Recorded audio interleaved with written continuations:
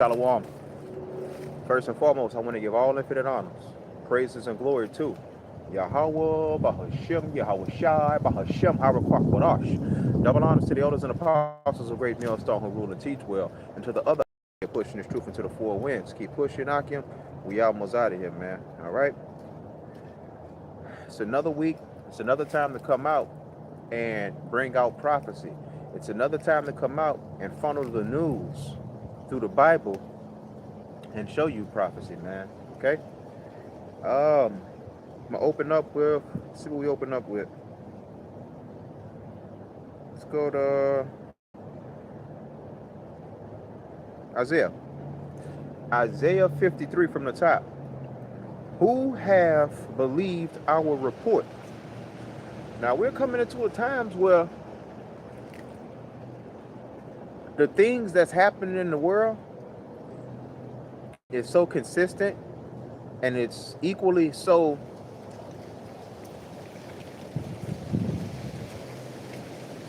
uncommon that we understand that something spiritual is happening. We understand that we're in the end times. Let me tell you something else that's happening on a major level. On a major level, information is being poured into the world. It's being poured into people that's not even necessarily deep thinkers. And we got a precept on that.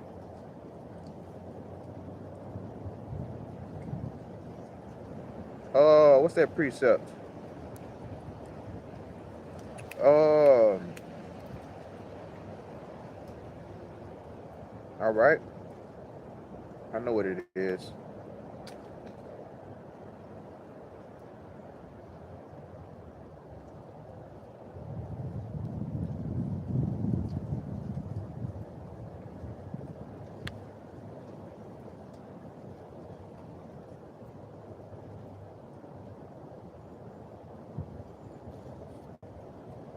Here we go. This is Daniel 12:4.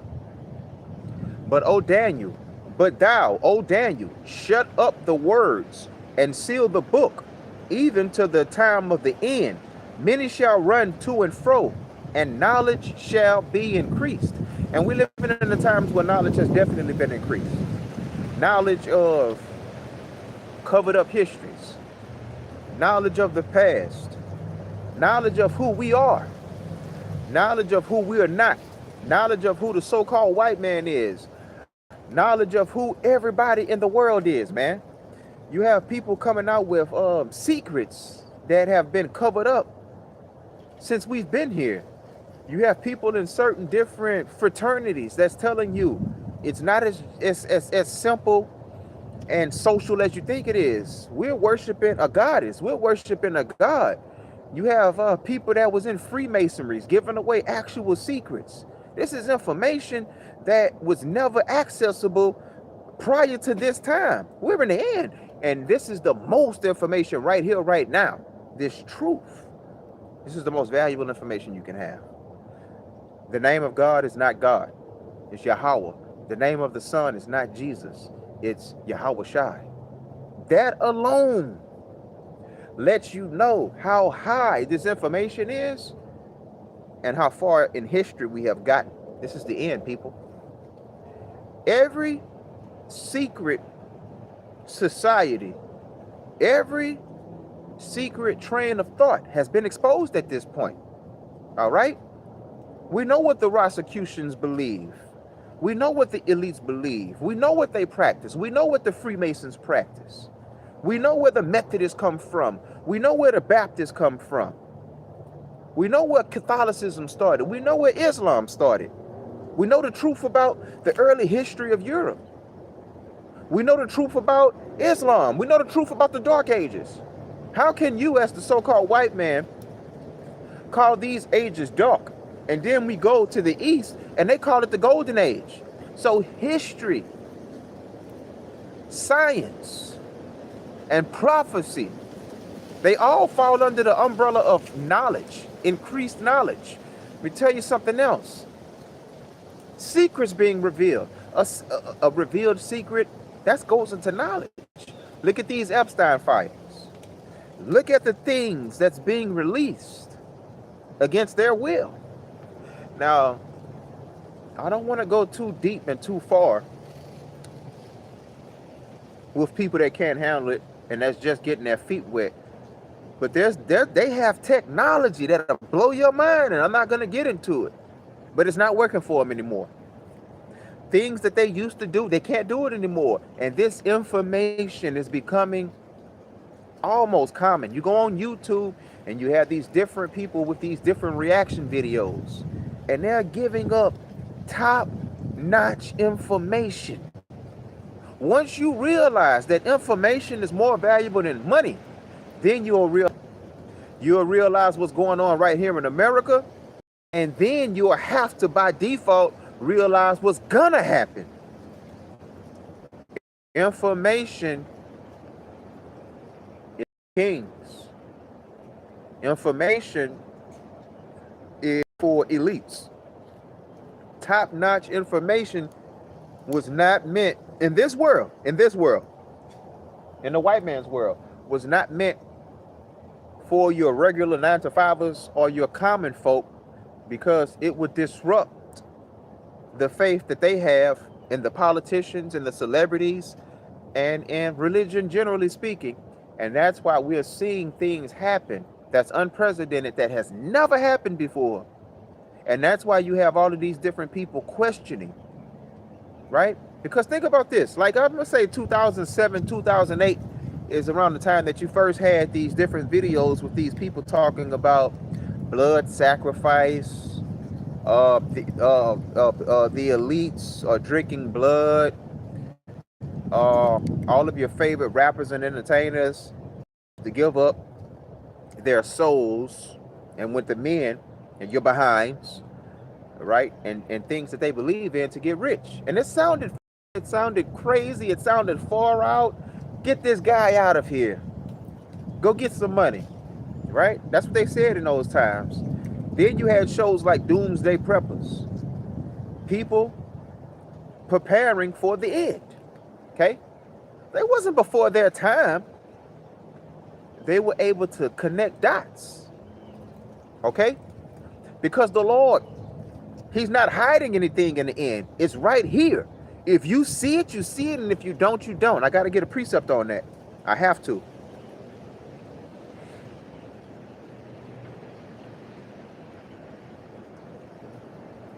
My apologies for last week.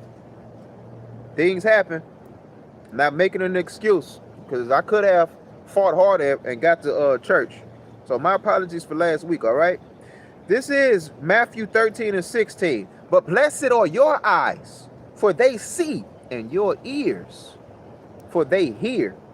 For verily I say unto you, that many prophets and righteous men have desired to see those things which you see, and have not seen them, and to hear those things which ye hear, and have not heard them.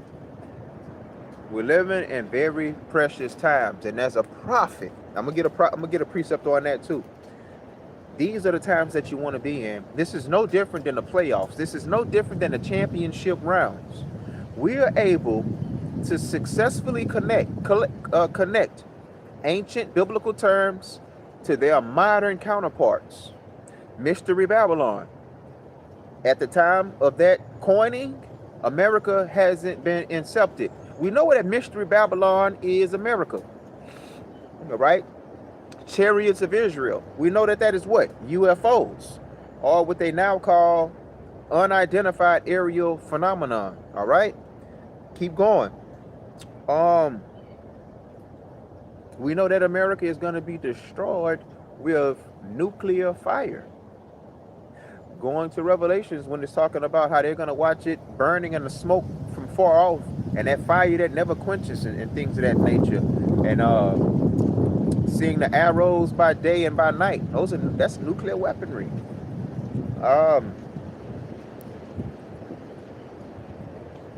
Watching the devil do miracles and calling out fire from the sky. All right, we're able to successfully connect and translate ancient texts and connect them with modern day terminology so that you can see that you didn't believe in vain. Hold on, man. What you say? Lisa, that's funny. so just not, so us, just not America. Lisa, that's hella funny. That's funny. No, I'm not hunting. I'm fishing. Let's get a precept on that. I'm gonna turn in my fishing pole and turn into a hunter, but it's not time to hunt right now. Right now I'm fishing. Let's get a precept on that, Lisa.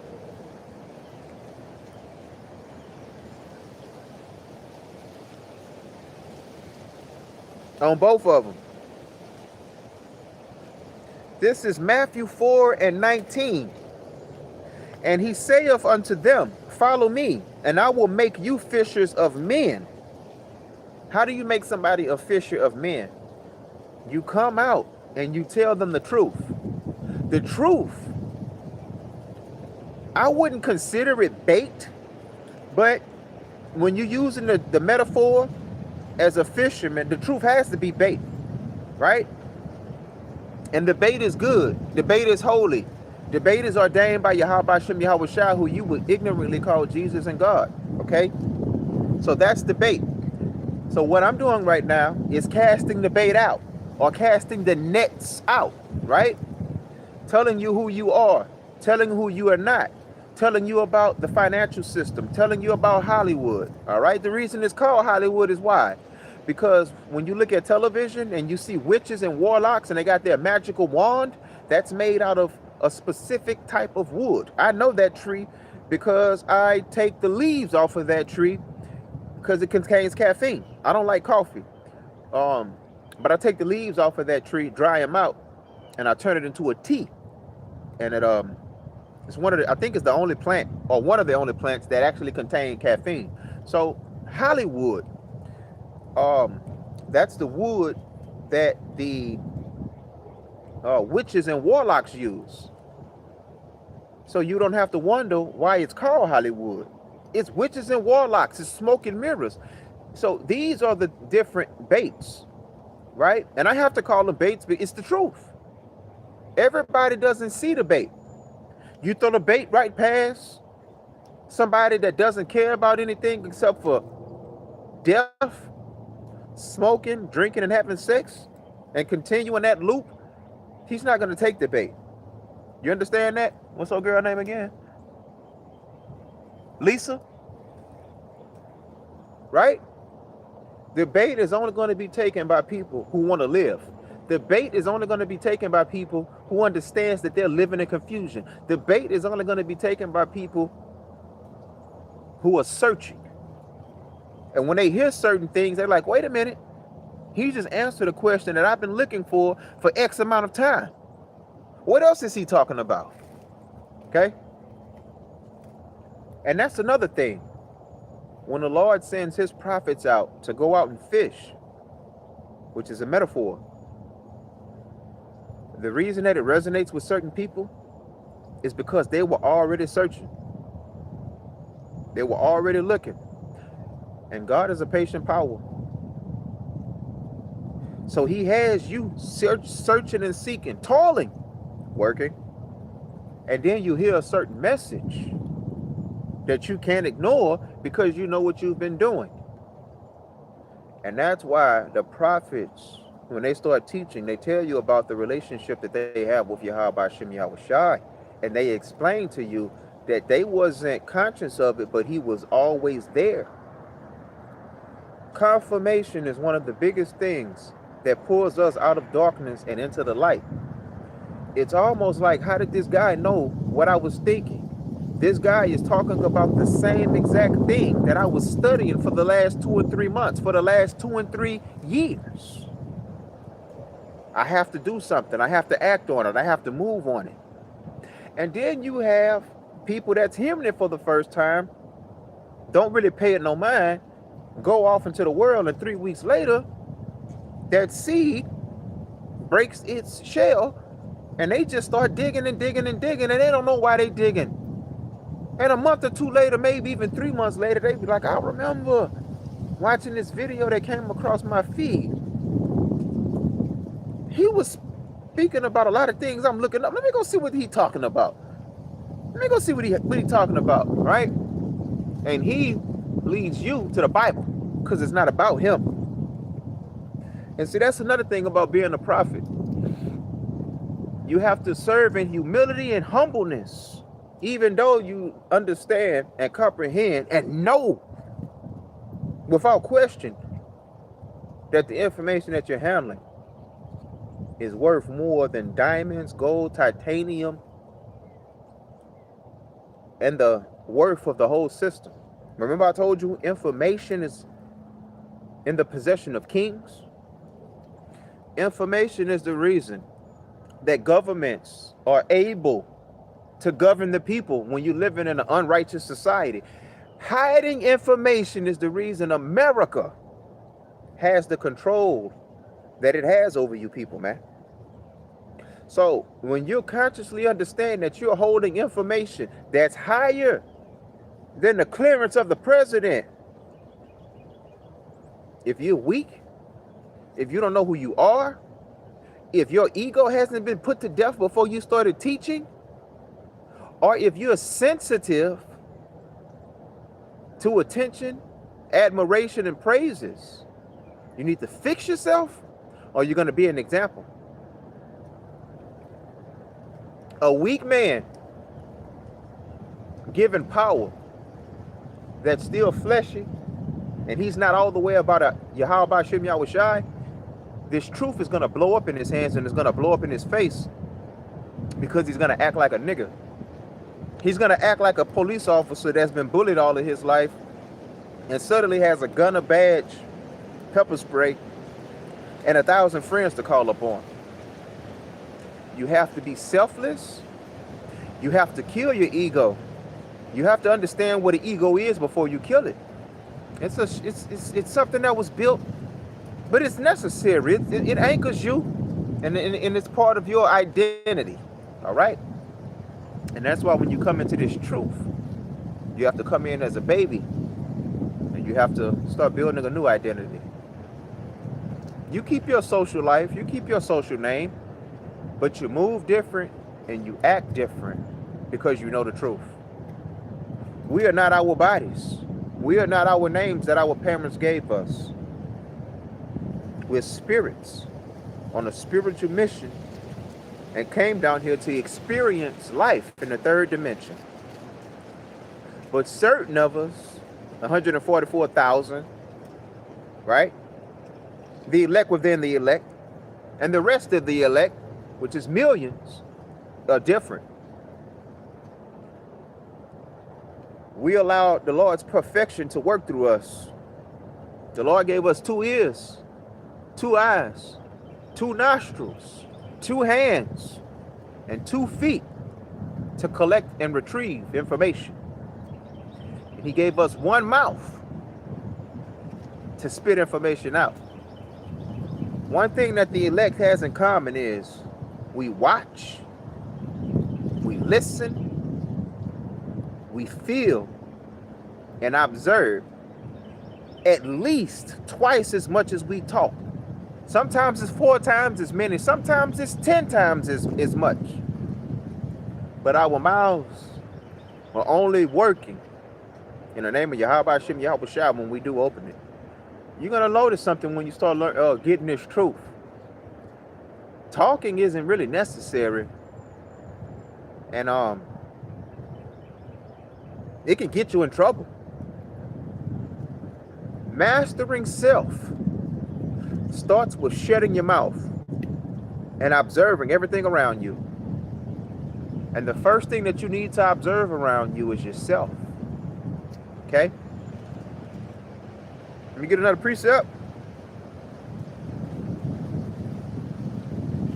So the last precept I brought out was repent.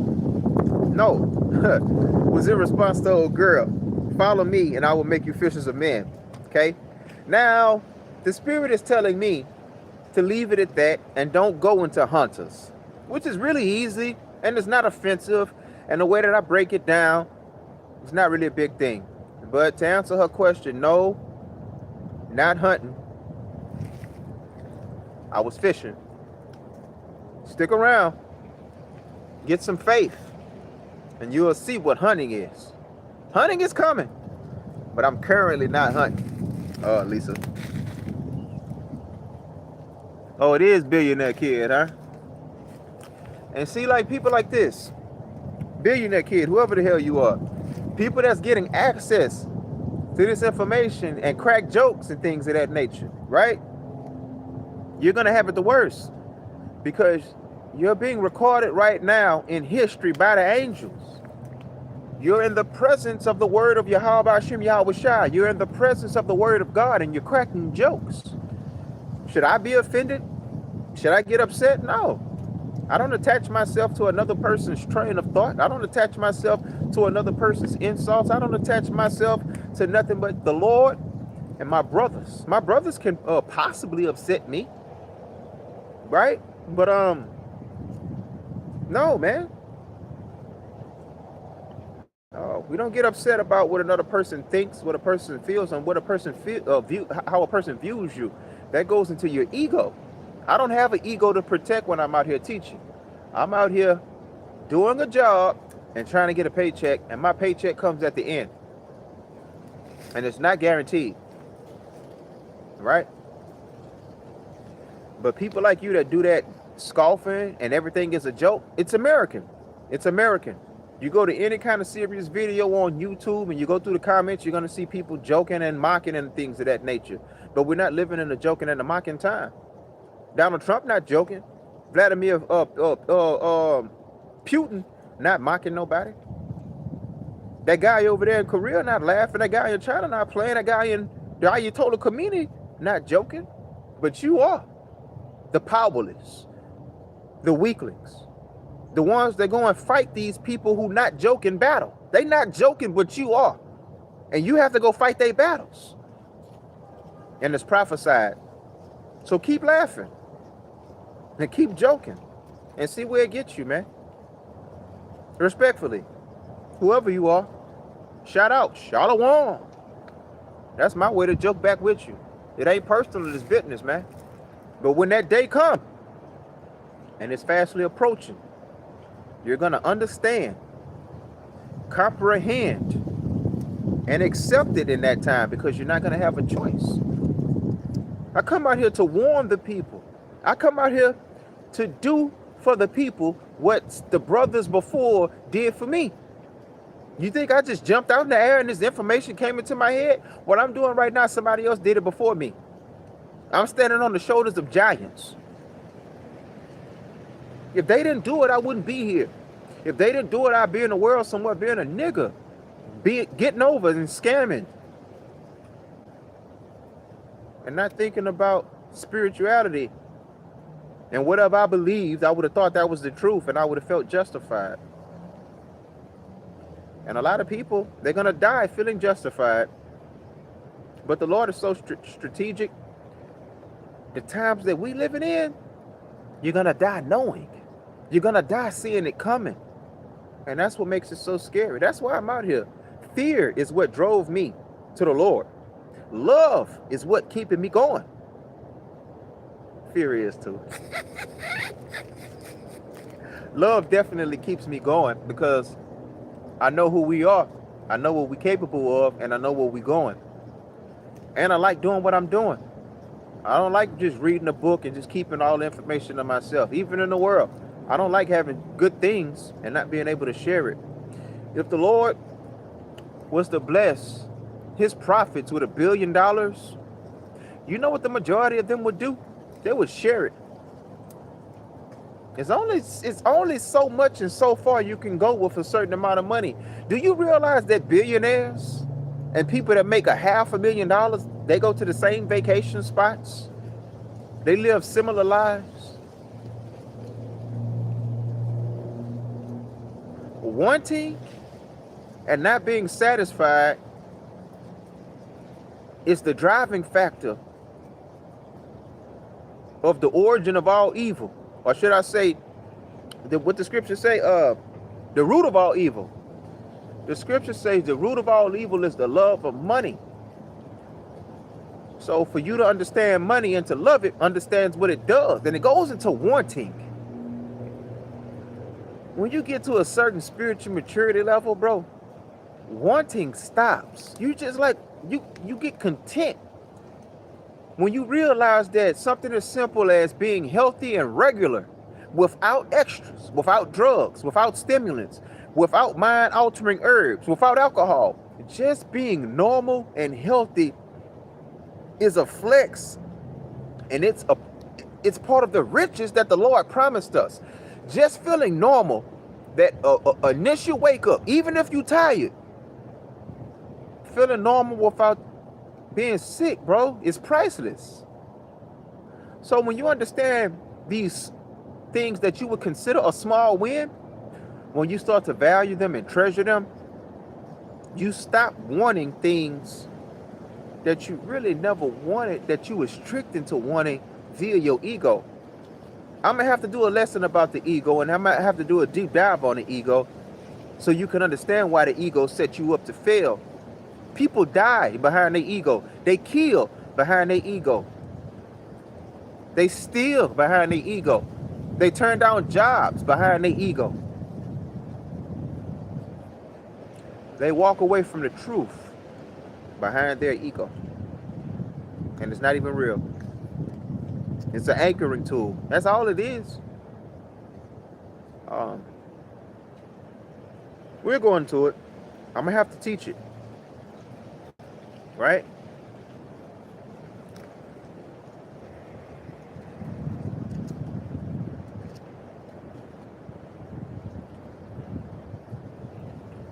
All right. So when you understand the simple things in life is the most valuable things that life can actually give you, you can't be tricked, persuaded, and lured by the powers that be. I'll give you $1 billion if you denounce Yahweh Shem Yahushai. And this and that and all of this. First off, life is short. Second off, we're living in very inflationary times. Third off, I can buy everything I want with that $1 billion and still not be happy. If I accepted that $1 billion, it's not going to do nothing but destroy me. Once you understand life, the origin of life, and how to live, and why we're connected with trees, plants, and animals, your wanting should start going down, because you start realizing that you have everything that you need.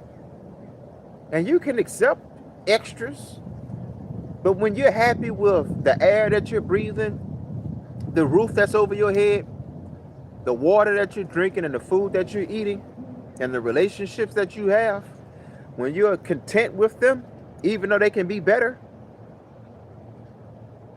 you stop wanting things. And I'm going to tell you something else. The Lord is a father.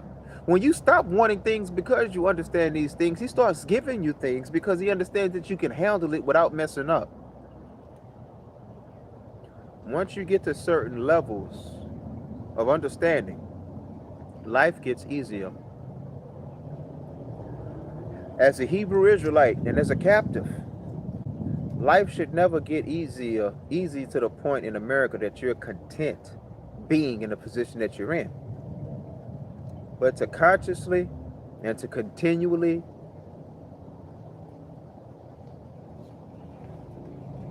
have a disdain for life itself because of where we're at and not have actual peace, you're not in the truth. When I came into this truth, I was led by somebody that was weak and got a position and exploited it and wanted everybody to feel the way he felt. Just a broken little boy. And he taught us to embrace pain and neglect and abuse and like being poor as if it's a badge of honor. No, you have to be unhappy about your nation's place in America. Happiness is found inside of you. You can be happy at home. It's not easy to be happy at work. You can be happy in traffic. It's not easy happy paying bills. But when you don't attach yourself to these different payments and these different conditions. I'm all right. I gotta pay the bills. I gotta pay it. I'm gonna pay it. It's something that has to be done. This person at the corner store insulted me. Okay, once you don't attach your emotions to actions that all men have to go through, you're not angry all day. Your madness comes from the position of you and your people in society, not being able to practice your culture, not being able to do what Yahweh Shah tells you to do, not being able to carry out your judgments. That's what you should be mad about. But when you get home from work, let's just say you've been off work a week and all of your bills are paid, and you can serve the Lord, and you with the body, and you're doing the works. You don't just gotta be fucking mad. What you think meditation and prayer is for? Just sitting in the house, fuck that shit. Yeah, I need a bottle, huh? Shit fucked up, huh?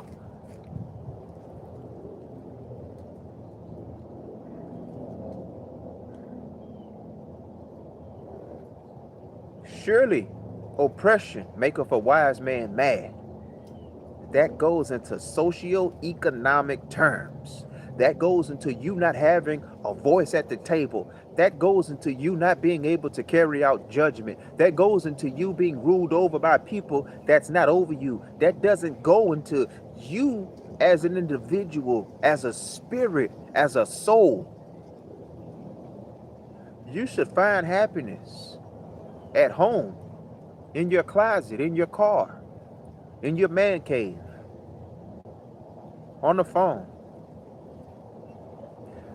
And you should be able to hold on to that happiness when you go outside of your house. Nah, work is gonna have you mad, man. I'm gonna be at work. Yeah, man. Yeah, I love it, bro. I love it. Oh, overtime, sign me up. No. That's part of your madness. Those are the things that you should be mad about. But generally, in walking everyday life, no. No. You pay your dues, you serve your time, but the Lord tells us you have a peace about you that He is. He brings you that peace. Once you understand why you in jail, who's the guards, how you work your way out, and all of those different things, you're supposed to have an inner peace. That same peace that you get when you hook up with the Akim, you're supposed to have that walking around, because you know the end. Let me get a precept, because I've been talking a lot without a precept. My bad. I can hear somebody saying, nah, this dude talking, and he ain't bringing out the Bible. And you're right.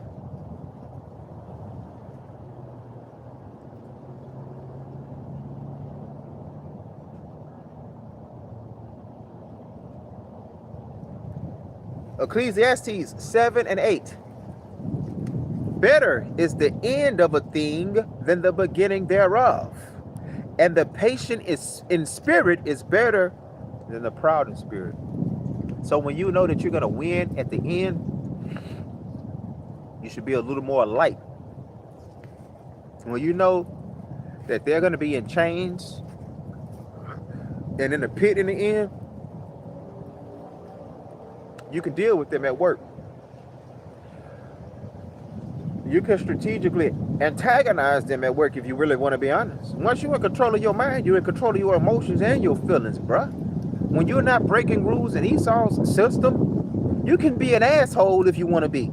It takes energy though. That's why I just choose the peaceful route. But you can be an asshole when you're in control of your own emotions, bro. You can be passive aggressive with words. You can speak in certain sentences that have people questioning themselves once you know what they are. Once you know who you are and who you serve and how powerful you are, the shit that happens in your everyday working and waking life is supposed to be minimally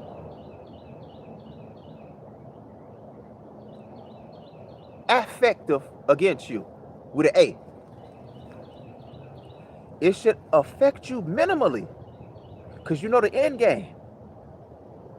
And you know where emotions and all of these different things come from. You know when you leave the body You're not capable of fear. You know that when you leave your body, or if you've meditated to the point where you can't feel your body, fear doesn't exist. Once you understand emotions, where they come from, and what place they have, you can pimp them. Or you can watch them do their thing, because they're not going to leave. You can watch them and not join yourself to them. You can watch them and not marry them. They're temporary. Most emotions leave in 10 to 15 minutes. You don't have to get angry. You don't have to get excited. You don't have to react to news when you're all the way happy. Neutrality, being neutral as a prophet, is one of the best things that you can do. Our smiles and our happiness is going to come on the other side. Right now, being neutral is the best thing that you can do. Have the same reaction to good news that you have to bad news, man. The Bible teaches you how to pimp your brain. Your brain is just a car. It's just a tool. Your vehicle is the car. Your brain is just a piece of it. And it's not very smart. The scriptures teach you about consistency and repetition. When you lose consistency and repetition, you fall out of the truth. Consistency and repetition are teachers during this human condition. Consistency and repetition trains the body. Nobody should argue that. It trains the nervous system, the parasympathetic and the sympathetic. It trains it. It gives it something to look forward to. Remember I said that the brain is dumb?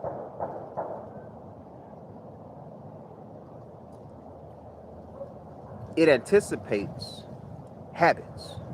And that's why habits are so easy to break, and that's why they also so easy to what? Start. Okay? So, man, I told you, it's all about knowledge. When you have this knowledge that's this high, you should not be acting and reacting to people that's this low. Your co-worker's reaction and your reaction should be totally different. Your woman's reaction and your reaction should be totally different. Your parents' reactions and your reactions should be totally different. And to be honest, your reactions should always be conscious. They should not be reactions. Look up the word react or reactive. Your reactions as a prophet and as a knower and as an experiencer should not be reactive at all. It should be conscious and choice driven and no emotion attached to it.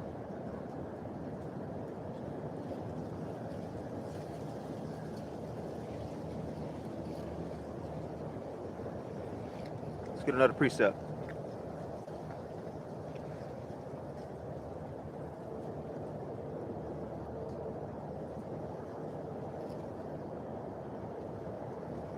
Be not hasty in thy spirit to be angry, for anger resteth in the bosom of fools. A fool is somebody that don't know where he's going and he doesn't know where he's coming. And it's telling you that anger resteth in the bosom of fools. Why? The scripture says be angry but sin not. It's okay to be angry. If somebody comes to punch me in my face, it's okay to be angry. If somebody comes up to me and disrespects me verbally, it's okay to be angry. My reaction and that's why words are spells. Prophets don't react. My response is what separates me from the rest of the world. The rest of the world reacts. Well, Yadayah, what's the difference between a reaction and a response? A reaction is automatic. Your brain gives you the command and you follow it. It releases different chemicals and different neurotransmitters. You feel it and you react to it. A response is calculated. It's conscious and you are the author of it. All right? That's the difference. A reaction goes into passion. He walked in and he saw his girl screwing a man. He lost his mind. His brain took over and it made him reactive. That's what dogs and cats and animals are. They're reactive.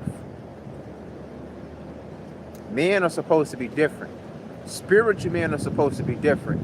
A spiritual man mind is supposed to work in the same time period that you react. It's supposed to be less than a split second, but you consciously choose how you're going to respond versus react. React goes into automatic, autopilot, meeting all energy equally, right? And that's why when you get angry and you react, you're going to cause damage and you're going to do things that's not logical. Because when you react, your logical side of the brain shuts down. And that's why it's so important as a prophet to read. You have to understand the science of your body. You living inside of something that you don't understand. You're going to have problems. A mechanic can't fix a vehicle unless he knows about it. A vehicle starts making certain noises and a mechanic won't even put it on the machine. He's going to tell you what it is. Our bodies are the same way. Once you train your body and your brain, it may try to react to certain stimuli. And stimuli is something, let's just say a trigger. A stimuli is a trigger. It might try to react to that trigger and release certain chemicals that make your heart beat and your palms sweat. You still don't react to it, okay? But the whole purpose is to not feel no reactionary response at all. And you have to train your brain into it through prayer and ultimately through Yahweh Shem Yahweh Shai and meditation. See, Yahweh Shem Yahweh Shai is what's going to get you through everything that the Bible warns you about. And it starts at home before it goes out into the world. If you can't control yourself, you can't control your woman and your children. If you can't control your woman and you can't control your children, you can't control the Akim that's under you. And if you can't control the Akim that's under you, you can't precisely give them the doctrine of life. Okay? A man that cannot rule his own body and his own soul has no business being a leader of our nation.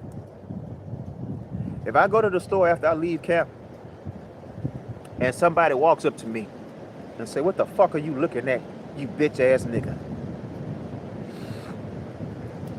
I, with the information and the knowledge and the mentality and the spirit that I have, I'm gonna do one or two things.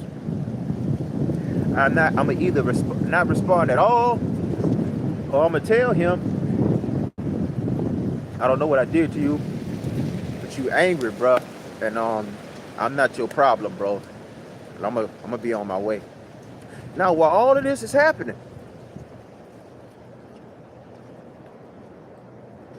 the Lord doesn't have us to be fools. My posture is ready for whatever.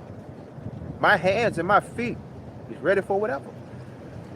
But when I say and communicate what I communicate to the devil, I mean it. I want peace. I don't want war. But if we have to go to war, in the midst of it, I'm going to be calm, deliberate, and strategic. And I don't want it to happen. You can disrespect me with your mouth all day, and you won't get a reaction. Just don't touch me, and don't get too close to where you can get an advantage over me. First lick, right? In your anger. But we're not supposed to react to a person's views and thoughts, even in the body. You got bug outs in the body. It's prophesied. You got people over you in the body that ain't right. If they try to give you a hard time, if they fuck with you, if they go and chatter about you, it's not supposed to move you. You stick to the script that the Lord gave you, and it's not going to fail you. You smile in his face. He wants you to get upset. You smile in his face.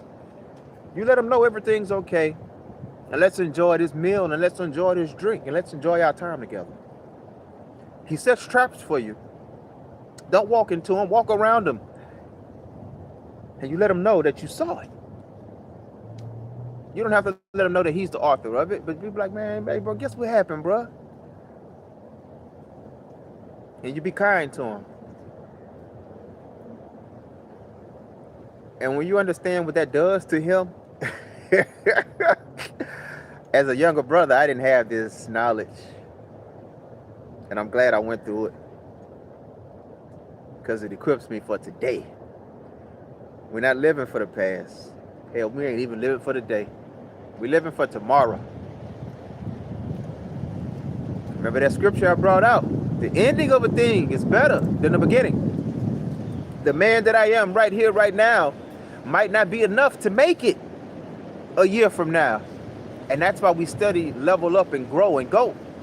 And that's why I have no regrets about the past. In the end, the man that you're molded to be, because we still on the potter's wheel. When you be the man that you're gonna end up being, that's gonna be the man that's gonna walk through the kingdom of heaven. That's gonna be the man that's gonna walk through that straight gate. Us doing what we're doing right here today and now, the Lord smiles upon it because that's what we're supposed to do. But we're still imperfect works. The Lord is still sharpening us up. I don't care how long you've been in this truth and how long you've been toiling. You still get better and better and better. You're an art project that's never finished until the Lord comes back. If you ever did a painting or anything of that nature, there's always something you could do better to it without messing it up. And the Lord is the author. Man, I felt so smart in 2018, and it just felt like I was just so spiritual. And I was a baby, as I am now. You always got to look back on yourself. Well, you're supposed to look back on yourself and be like, bro, man, the zeal was amazing. But I was just a baby. And I had a lot of growing to do. If the world is still spinning a year from now, if I'm doing what I'm supposed to do, I'm supposed to look at this date and be like, that was so cute. Now, nothing I'm saying wrong, but when you look back on your works, it's like a weightlifter looking back a year ago and what he was lifting. I was lifting 100 a year ago. I'm lifting 3 now. I wasn't doing nothing wrong a year ago, but I see the growth, right? And that's how we have to be, man. It's a lot of things that you don't supposed to respond to. You live and you watch. You observe. And you let nature take its course. Nature is going to do what it has to do year in and year out. And once you understand that the Lord is the Father of spirits and how nature takes care of itself, you understand that the Lord is going to take care of us way, way, way, way better. All right? With that, bro, I hope this was edifying to somebody, man. I had a good time with you, Akim. And I want to give all infinite honors, praises, and glory to Yahweh, Bahashim, Yahweh Shah, Bahashim, Harakwakwadosh. Double honors to the elders and apostles of great millstone who rule and teach what to the other Akim out here pushing this truth into the 4 winds. Keep pushing, Akim. We almost out of here. Until next time, man. Kwam Yashirala, a ball. Shalom, Akim. Y'all take it easy, man.